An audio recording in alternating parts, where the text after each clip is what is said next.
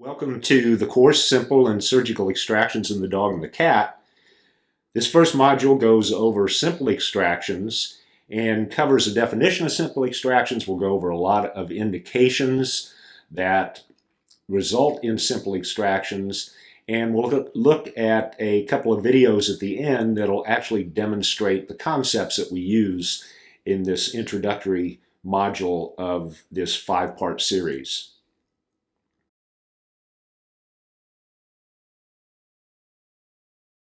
Take a look at this patient.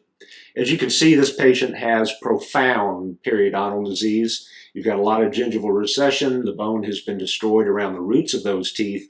And in some minds, this might be a simple extraction where you just reach in, the teeth are mobile already. You don't even need extraction forceps. You just use your fingers to facilitate the extraction. But that's not how we approach extractions when we're looking at the definition of simple extractions, because even though these are, quote, simple to extract, they are not simple following extraction, because what we have to do is we have to go in and we have to clean all this up and make sure that all that tissue underneath all this pathology here is clean down to the bone, where we have nice, clean, bleeding bone that's normal without a lot of granulation and nasty tissue in there.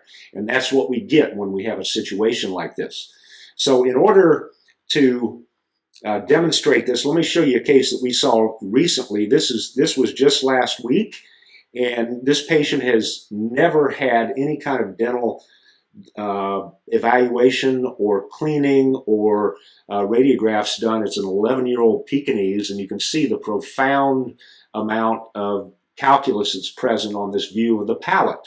Now, with that, we also have some very, very erythematous gingiva. We've got an ulcerated area here, and when I extracted these teeth, I literally just went in with an extraction forceps and pulled these out. They were totally mobile.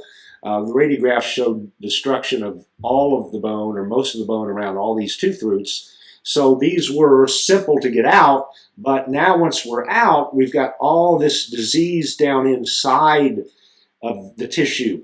The nasal bone right here was totally destroyed. This was all soft tissue and hair and debris down in this. And again, here's that point that we saw reference with that ulcerated area right here. So what we do is we go in here and clean all this up and then make nice margins here on both sides, the palatal mucosa and the vestibular mucosa or buccal mucosa, and then suture this together, and we end up with a nice margin without any disease present. This is another look of how we would approach extractions in a patient that doesn't have that degree of mobility. This patient was a patient that had cups and had lesions similar to that ulcerated lesion that you saw in the previous patient, but this gives you a better idea of how we generate a flap in order to expose this to extract these teeth.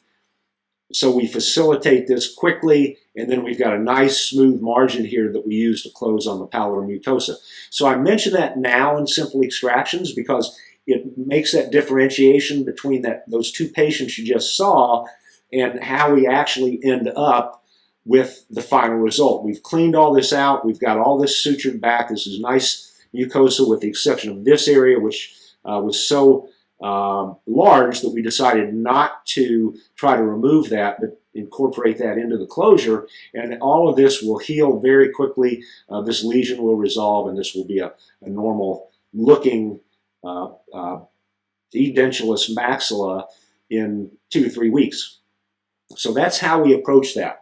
And I mention that because we're going to go into detail on that when we talk about intro to surgical extractions. We're going to look at some quadrant extractions as we get further on into the modules here. But this is very important because it differentiates the simple extraction that's a true simple extraction in my definition and in the definition that we'll be using for the rest of this course.